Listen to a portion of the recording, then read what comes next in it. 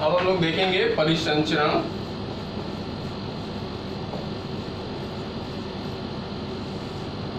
या सर्कुलेशन।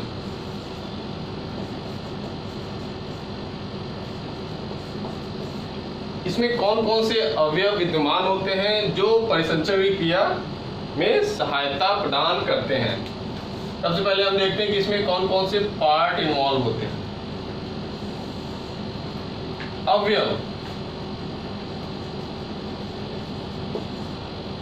या कंपोनेंट्स।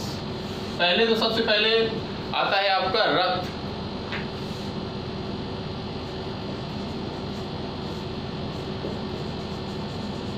या ब्लड। आप लोग जानते होंगे हमारे पूरे शरीर में रक्त पाया जाता है हर जगह। हम कहीं भी हमारे शरीर में थोड़ा सा कट जाता है तो ब्लड निकलने लगता है। इसका मतलब है पूरा शरीर रक्त केशिकाओं के ज्वाल द्वारा फैला रहता है। फिर आपका आता है रक्त हो गया। फिर क्या आएगा आपका रक्त नलिकाएं।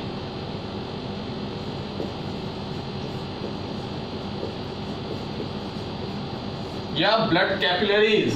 फिर आपका हृदय।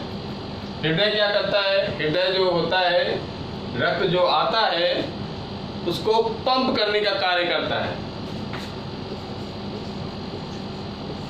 जो मेन कंपोनेंट है परिसंचरण। अगर हार्ट प्रॉपर वे में काम नहीं करेगा तो सारे शरीर में रक्त की सप्लाई नहीं हो पाएगी। हार्ट। फिर आपका आएगा लसिका। इसको कहते हैं लिम्फ। ठीक है। तो ये चार अवयव जो मिलके परिसंचरण की क्रिया को या परिवहन की क्रिया को संपन्न करते हैं, जिसके द्वारा विभिन्न भोज्य पदार्थ या उत्सर्जी पदार्थ या गैसें एक स्थान से दूसरे स्थान पर जाती हैं। ठीक। अब हम देखेंगे कि ब्लड। सबसे पहले हम ब्लड को लेते हैं कि ब्लड क्या है।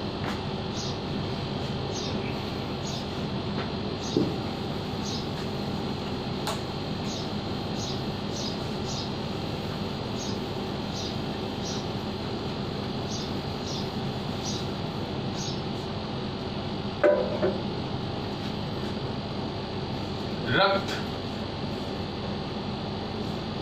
ब्लड या इसको रुधिर भी कहते हैं।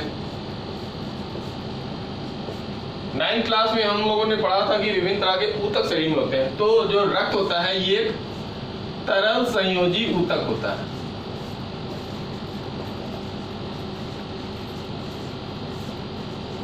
तरल संयोजी ऊतक, फ्लूइड कनेक्टिव टिश्यू। नाम से क्लियर है कि तरल है यानी लिक्विड है, यानी ये फ्लो करता है, संयोजी है, विभिन्न ऊतकों को जोड़ता है। तो तरल संयोजी ऊतक लिक्विड भी है और जोड़ने का काम करता है, इसीलिए इसको लिक्विड कनेक्टिव टिश्यू बोला जाता है। ठीक है। अब हम देख लेते हैं रक्त के कितने भाग होते हैं। थोड़ा रक्त के बारे में जान लेते हैं कि क्या होता है रक्त। एक सामान्य मनुष्य में एवरेज अगर निकाला जाता है तो सामान्यतः रक्त की मात्रा होती है 5 से 5.5 लीटर। ये सामान्य मनुष्य की बात हो रही है जिसका एवरेज वेट आपका 70 किलोग्राम होता है। नॉर्मल केस में नहीं बात हो रही है, सामान्य वे में बात हो रही है। उसका जो ब्लड का मात्रा होगी वो 5 से 5.5 लीटर होगी। फिर एक और इसका इम्पोर्टेंट बात है कि इसमें जो पीएच होता है, ये जो रक्त होता है आपका हल्का सा क्षारीय होता है। ठीक है। साइंस के सारे टॉपिक एक दूसरे से इंटरकनेक्टेड हैं, चाहे वो आपका केमिस्ट्री हो, फिजिक्स हो या बायो हो। पीएच का क्या मतलब है? जो विभिन्न तरह के लिक्विड्स होते हैं उनका अलग अलग पीएच मान होता है। तो जो आपका ब्लड का पीएच होता है वो होता है 7.3 से 7.4 समथिंग। ये हल्का सा क्षारीय होता है, यानी ये उदासीन से थोड़ा ऊपर है, क्षारीय की तरफ बढ़ रहा है, तो ये हल्का सा क्षारीय हो गया। ठीक है। ये चिपचिपा सा द्रव होता है।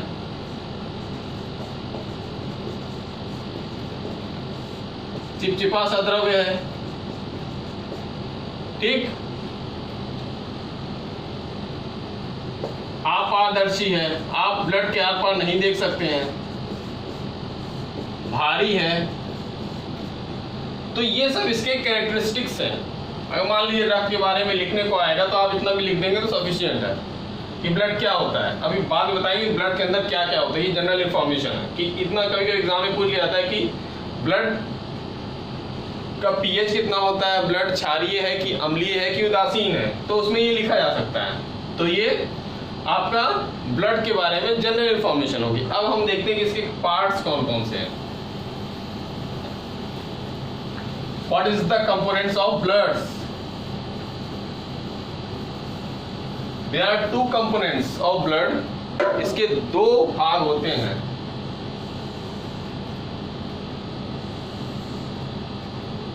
पहला प्लाज्मा,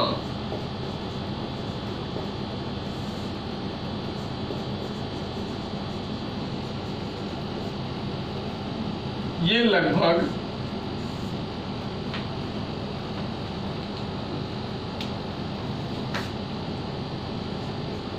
55% होता है।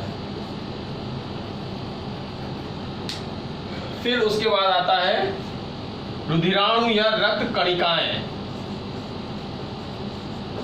रुधिराणु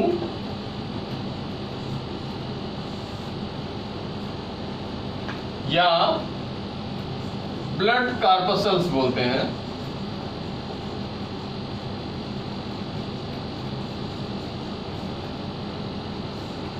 ठीक, ये कितना होता है? ये आपका 45% होता है समथिंग। ठीक, तो जनरली फर्स्ट वे में कि आप जो ब्लड है वो प्लाज्मा और रुधिराणुओं में बटा होता है। फिर आपका जो रुधिराणु होता है फिर 3 भागों में बटा होता है।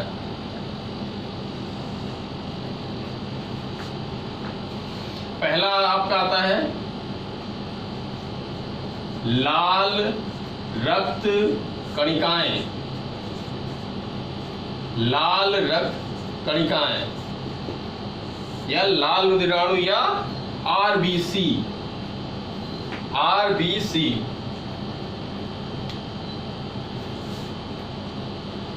Red blood corpuscles, short form में इसको आरबीसी कहते हैं। ठीक, नेक्स्ट हम आगे बढ़ते हैं। आपका क्या है? डब्ल्यूबीसी या श्वेत रक्त कणिकाएं। श्वेत रक्त कणिकाएं, इसको हम कहते हैं व्हाइट ब्लड कार्पसल्स या डब्ल्यूबीसी। ठीक, फिर आपका नेक्स्ट आता है प्लेटलेट्स, रक्त प्लेटलेट्स।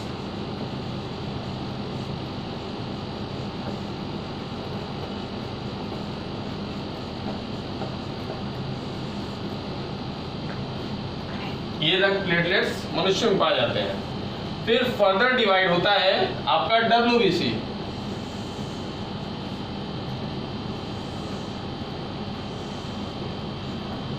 दो भागों में। जो श्वेत रक्त कणिकाएं होती हैं वो 2 प्रकार की होती हैं।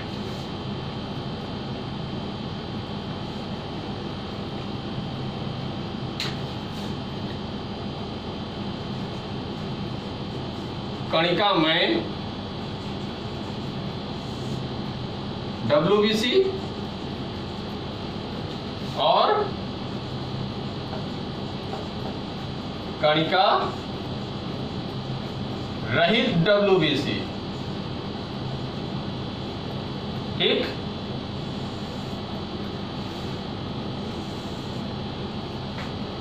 जो आपका कणिका में डब्ल्यूबीसी है उसके 3 प्रकार होते हैं।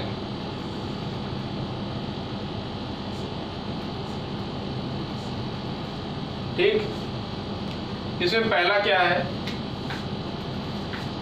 ये आपका होता है एसिडोफिल्स। इसको लिखते जाइएगा, एसिडोफिल्स या इसको इओसिनोफिल्स भी बोला जाता है, बेसोफिल्स,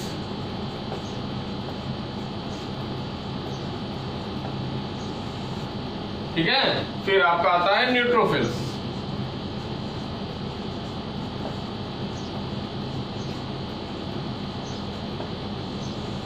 ठीक, तो ये आपका ग्रेनुलोसाइट WBC हो गया, कणिका में WBC हो गया। फिर हम आगे बढ़ते हैं। जो आपका कणिका रहित WBC है, इसके दो भाग होते हैं। पहला लिम्फोसाइट्स,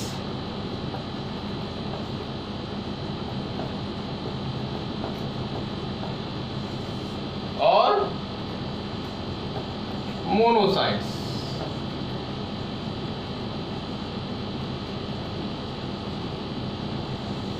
ठीक है, तो इस तरह से आपका ब्लड डिवाइड होता है डिफरेंट टाइप्स ऑफ कंपोनेंट्स में।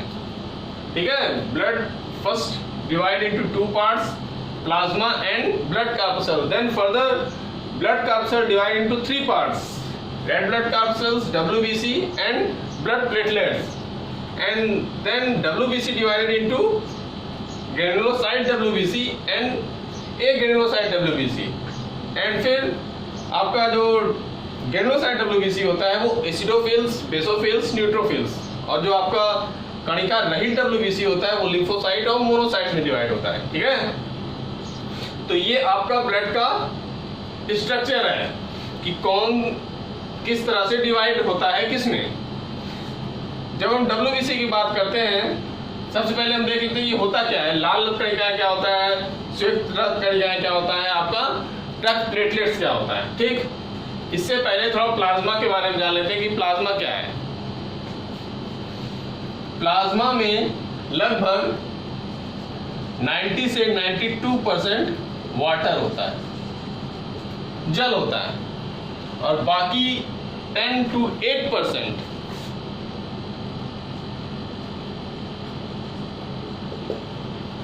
आपका कार्बनिक लवण, अकार्बनिक पदार्थ और उत्सर्जी पदार्थ होते हैं जो प्लाज्मा में पाए जाते हैं। विभिन्न तरह के विटामिन होते हैं, हार्मोन्स होते हैं, विभिन्न तरह के उत्सर्जी पदार्थ होते हैं जो प्लाज्मा में पाए जाते हैं। विभिन्न तरह की प्रोटीन्स होती है, वो सब प्लाज्मा में पाए जाते हैं। तो ये कंपोनेंट होते हैं। और जो आपका प्लाज्मा में अकार्बनिक लवणों में सोडियम क्लोराइड होता है, पोटेशियम के लवण आदि पाए जाते हैं, ये अकार्बनिक पदार्थों में आते हैं। और आपका जो कार्बनिक पदार्थों में आते हैं प्लाज्मा में, उसमें आपके कार्बोहाइड्रेट्स, प्रोटीन, वसीयम, ग्लिसरॉल, कोलेस्ट्रॉल आदि सब आपके प्लाज्मा के कार्बनिक भाग के पार्ट होते हैं। इतना जानते रहेंगे सफिशिएंट है। तो ये आपका प्लाज्मा हो गया। ठीक, इसको भी लिखा देते हैं कि कौन कौन से पार्ट होते हैं, तो आपको लिए इजी हो जाएगा याद करने के लिए।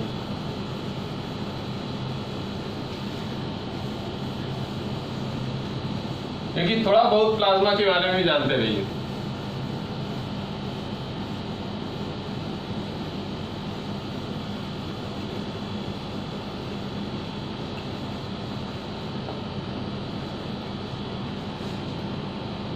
यहाँ हमने बताया कि प्लाज्मा में जो ब्लड का 55% होता है, जिसमें 90 to 92% आपका वाटर होता है, 10 to 8% आपका, इसमें कई पदार्थ होते हैं। जनरली दो पदार्थ होते हैं, एक होता है अकार्बनिक लवण,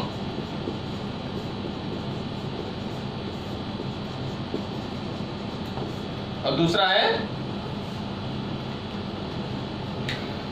कार्बनिक लवण।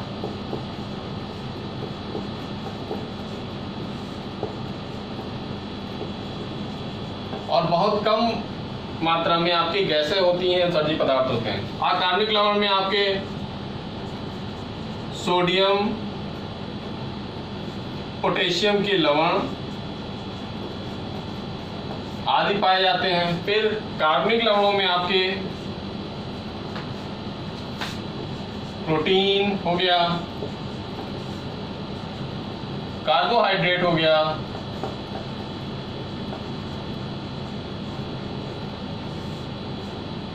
वसीय अम्ल,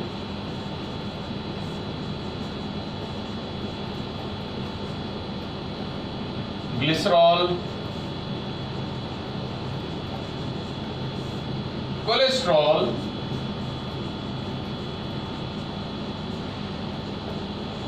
ठीक है, प्लस आपके विभिन्न उत्सर्जी पदार्थ जैसे अमोनिया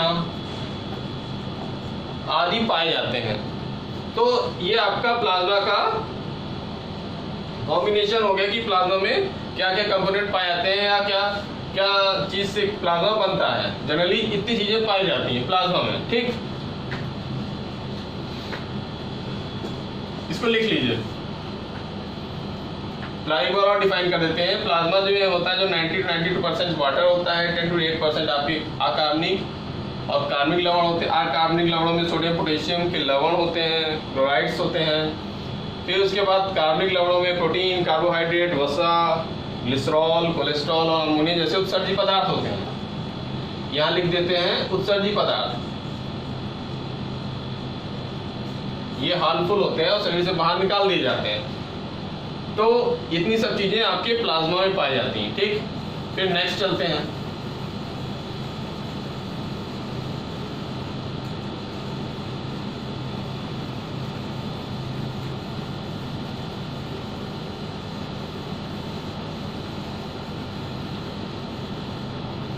जो हम बात कर रहे थे रक्त कणिकाओं के बारे में, रक्त कणिकाओं या कणिकाएं कह सकते हैं, इसको रुधिराणु बोल सकते हैं, जो आपको ठीक लगे, जो आपको याद हो जाए, या आरबीसी, ठीक है। जैसा कि नाम से ही क्लियर है कि इसकी कणिकाएं होती हैं लाल रंग की होती हैं, ठीक है।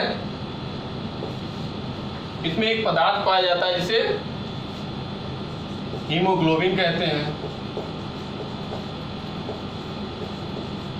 जिसके कारण रक्त का रंग लाल होता है।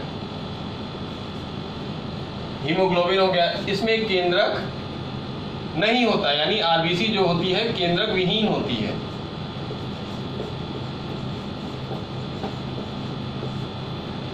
लेकिन जो आपका स्तनधारियों की कुछ श्रेणियां होती हैं उसमें कि आरबीसी में जो केंद्रक होता है आरबीसी जो होता है उसमें केंद्रक पाया जाता है, वो एक्सेप्शनल केस है। मैक्सिमम जो होता है स्तनधारियों की आरबीसी में केंद्रक नहीं पाया जाता, ठीक। फिर नेक्स्ट हम आगे बढ़ते हैं। इसका जीवन काल लगभग 120 दिनों का होता है, मतलब इतने टाइम तक ये रहती हैं, उसके बाद नष्ट हो जाती हैं। फिर इसका निर्माण अस्थि मज्जा में होता है। ये अस्थि मज्जा क्या होती है? What is bone marrow?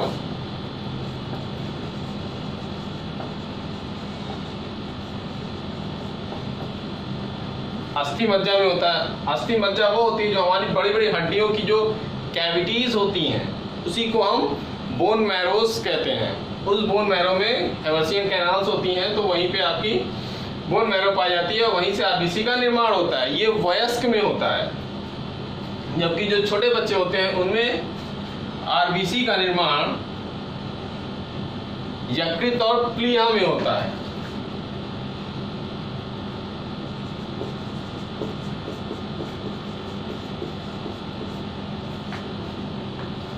ठीक है।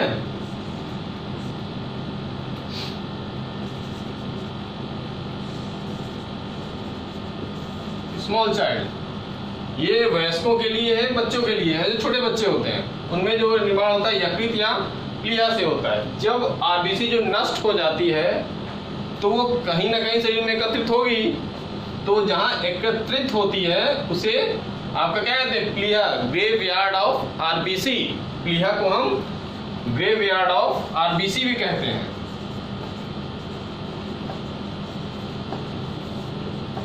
स्प्लीन, प्लीहा को स्प्लीन बोला जाता है। ये सब कंपटीशन पॉइंट ऑफ व्यू से इंपॉर्टेंट क्वेश्चन है। और स्प्लीन क्या है आपका? प्लीहा है, ठीक है। तो ये ग्रेवयार्ड ऑफ आरबीसी कहलाता है। तो इस तरह से हमने देखा कि आरबीसी में क्या क्या होता है? हीमोग्लोबिन है, केंद्रक नहीं है, इसका जीवन काल 120 दिन का होता है, इसका निर्माण अस्थि मज्जा से होता है। छोटे बच्चों में जो इन्फेंट्स होते हैं उनमें आपका जो आरबीसी का निर्माण यकृत या प्लीहा द्वारा होता है, और जो आरबीसी नष्ट हो जाती है वो शरीर में स्प्लीन या प्लीहा में एकत्रित होती है, और इसीलिए प्लीहा को ग्रेवयार्ड ऑफ आरबीसी कहते हैं। ठीक, नेक्स्ट चलिए, अभी इसके कार्य बताएंगे। आरबीसी मेन आपका गैसों का आदान प्रदान का कार्य करती है। लास्ट टाइम पे हम श्वसन अंगों में जब गैसेस एक्सचेंज पढ़ रहे थे तो हमने थोड़ा सा बताया था कि किस तरह से गैसों का आदान प्रदान होता है। इसमें क्या होता है? आरबीसी में हमने बताया था क्या होता है? हीमोग्लोबिन होता है। हीमोग्लोबिन, ठीक। मुख्य श्वसन अंग जो आपका फेफड़े होते हैं उसके चारों तरफ रक्त नलिकाओं का जाल होता है। फिर उन रक्त नलिकाओं में हीमोग्लोबिन पाया जाता है। जब हम सांस लेते हैं ऑक्सीजन अंदर आता है तब क्या होता है? ऑक्सीजन, हमने बताया था उस दिन, ऑक्सीजन जब अंदर आता है जो आपका रक्त नलिकाओं में पाया जाने वाला हीमोग्लोबिन है वो ऑक्सीजन से क्रिया करके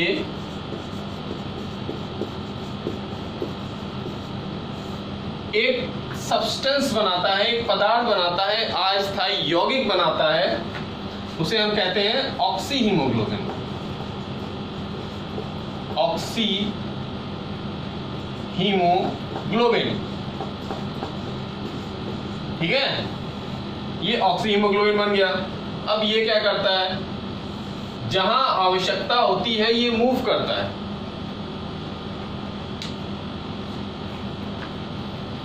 जिन कोशिकाओं में ऑक्सीजन की जरूरत होती है वहां पे ये जाता है, फिर ये वहां पे ऑक्सीजन और HbO2 या हीमोग्लोबिन में Hb में टूट जाता है, ठीक है, और ये कोशिकाओं में चला जाता है, सेल्स में। ये नहीं, सॉरी, हीमोग्लोबिन तो आपका रक्त में रहता है, जो आपका ऑक्सीजन होता है वो कोशिकाओं में चला जाता है, ठीक, और हीमोग्लोबिन आपका ब्लड में रहता है। फिर उन कोशिकाओं से या ऊतकों से जो CO2 होता है वो हीमोग्लोबिन से क्रिया करके एक पदार्थ बनाता है, एक यौगिक बनाता है, जिसे क्या कहते हैं? Carboxy haemoglobin. कार्बोक्सी हीमोग्लोबिन, ठीक। ये हीमोग्लोबिन आपका रक्त नलिकाओं के माध्यम से कुपिका के चारों ओर पाया जाता है, और वहां पे आपका जब हम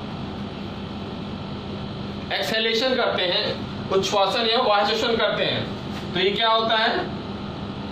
हीमोग्लोबिन यहीं रह जाता है और कार्बन डाइऑक्साइड श्वसन अंगों में डिफ्यूज कर जाता है, और उच्छ्वासन के द्वारा, एक्सहेलेशन के द्वारा शरीर से बाहर निकाल दिया जाता है, ठीक। और फिर वापस हीमोग्लोबिन आपका ब्लड में रहा, फिर ये ऑक्सीजन से क्रिया करेगा, फिर ये प्रक्रिया चलती रहती है, और जो गैसों का आदान प्रदान है इस तरह से रक्त के माध्यम से या आरबीसी के माध्यम से होता रहता है, ठीक। ये प्रक्रिया निरंतर जारी रहती है कि ऑक्सीजन विभिन्न कोशिकाओं को मिलता रहता है, और वहां से प्राप्त ऊतकों से कार्बन डाइऑक्साइड को वापस वायुश्वसन द्वारा शरीर से बाहर निकाला जाता रहता है, ठीक है। तो ये आपका गैसों का आदान प्रदान हो गया, या एक तरह से आरबीसी के कार्य भी हो गए, ब्लड के भी कार्य हो गए, ठीक। फिर से एक बार समझ लीजिए क्या होता है। जो रक्त कणिकाएं होती हैं उसमें एक पदार्थ पाया जाता है, ये प्रोटीन्स होता है, ये दो तरह के पदार्थों से मिलकर बना होता है। एक ये हीम होता है, ये आपका रंगा पदार्थ है, ग्लोबिन आपकी प्रोटीन होती है। ठीक, इस पदार्थ के कारण ही रक्त का रंग लाल होता है।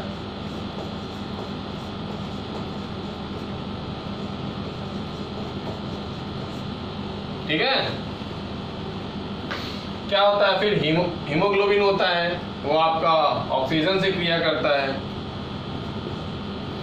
फिर ऑक्सी हीमोग्लोबिन बनाता है। ऑक्सी हीमोग्लोबिन जहाँ आवश्यकता होती है कोशिकाओं में जाता है, फिर वहाँ से ऑक्सीजन कोशिकाओं में चला जाता है, फिर वहाँ से कार्बन डाइऑक्साइड ग्रहण करके फिर हीमोग्लोबिन एक यौगिक बनाता है जिसे कार्बोक्सी हीमोग्लोबिन कहते हैं। फिर कार्बोक्सी हीमोग्लोबिन आपका कुपिकाओं में आता है, कुपिकाओं के बगल में जो आपकी रक्त नलिकाएं होती है वहाँ होता है, फिर कुपिकाओं में डिफ्यूज करता है, फिर उच्छोषण द्वारा शरीर से बाहर निकाल दिया जाता है। इस तरह से ये क्रियाएं होती हैं आपकी आरबीसी द्वारा।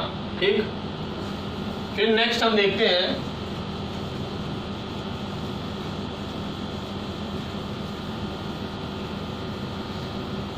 इसको नोट करते जाइएगा, इंपॉर्टेंट है। एक बार समझ में आ गया फिर कभी नहीं भूलेंगे।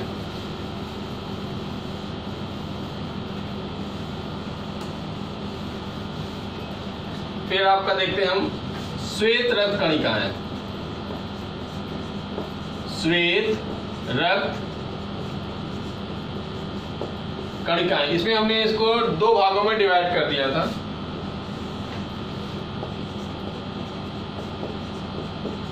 कणिकामय और कणिका रहित।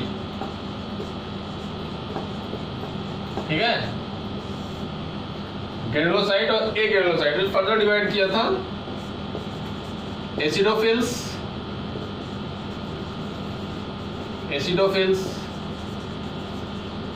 बेसोफिल्स और न्यूट्रोफिल्स।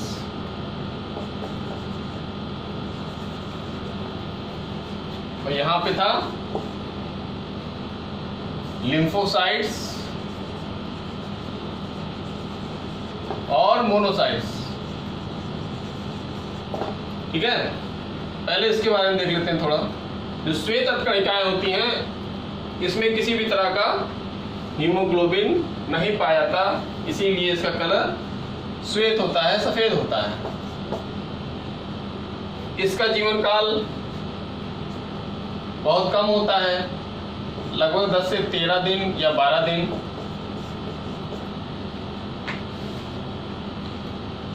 ये शरीर में प्रतिरक्षा का काम करती है, एंटीबॉडीज बनाती हैं।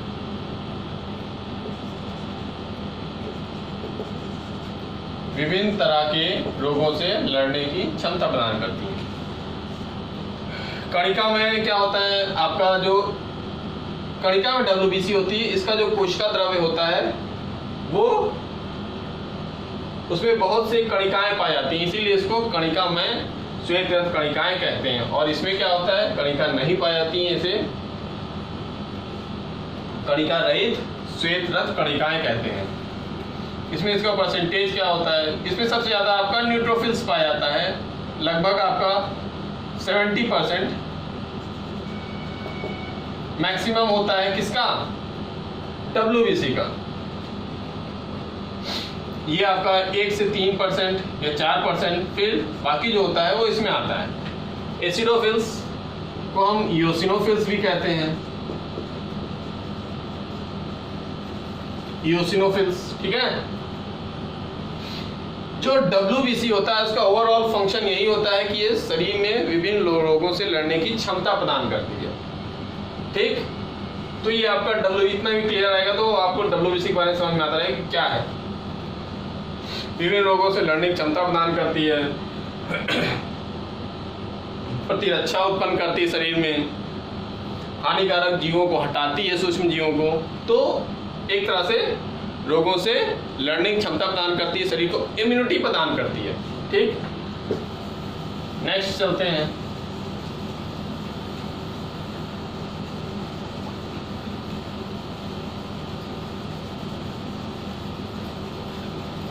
फिर आपका था लास्ट ब्लड में रक्त प्लेटलेट्स,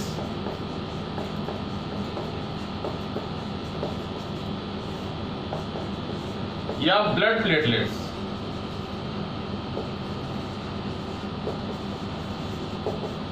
ठीक, ब्लड प्लेटलेट्स का कार्य क्या होता है? ये रक्त का थक्का बनाने का कार्य करती हैं, कोगुलेशन में सहायक होता है। रक्त का थक्का बनाने के काम आता है मनुष्यों में, रक्त का थक्का बनाने का कार्य करते हैं। ठीक है, इसमें विभिन्न तरह के प्रोटीन्स पाए जाते हैं, प्रोथ्रोम्बिन, थ्रोम्बिन, जो रक्त को जमाने में सहायक होता करते हैं। ये सब चीजें इसमें पाई जाती हैं, जिसके कारण रक्त जमता है। तो ये आपका प्लेटलेट्स हो गया। तो इस तरह से हमने देखा कि रक्त के 3 पार्ट होते हैं, जनरली 2 पार्ट होते हैं, आपके प्लाज्मा और कणिकाएं। फिर कणिकाएं 3 भागों में बटी होती हैं, कौन कौन सी? आरबीसी, डब्ल्यूबीसी और प्लेटलेट। आरबीसी में हमने देखा कि किस तरह से फंक्शन करते हैं, किस तरह से गैसों का आदान प्रदान होता है। डब्ल्यूबीसी प्रतिरक्षक कार्य करती है और ब्लड प्लेटलेट्स आपका रक्त का थक्का बनाने का कार्य करता है। तो इस तरह से जो आपका परिसंचरण का पहला कंपोनेंट था वो कंप्लीट होता है ब्लड। इतना भी आप अच्छी तरीके से इसको बार बार समझ लीजिएगा, एक बार भी समझ गए तो बाद में दिक्कत नहीं होगी। अच्छी तरीके से इसको फेयर वर्क करिए, कॉपी में बनाइए, याद करिए। 1-2 बार वीडियो देख लेंगे तो आपको ऑलरेडी क्लियर हो जाएगा, तो देयर इज नो प्रॉब्लम, कभी कोई दिक्कत नहीं होगी। अगर एक बार कंसेप्ट क्लियर रहा, ये बेसिक चीजें अगर आपको समझ में आ गई तो कभी दिक्कत नहीं होगी। Okay student, thank you.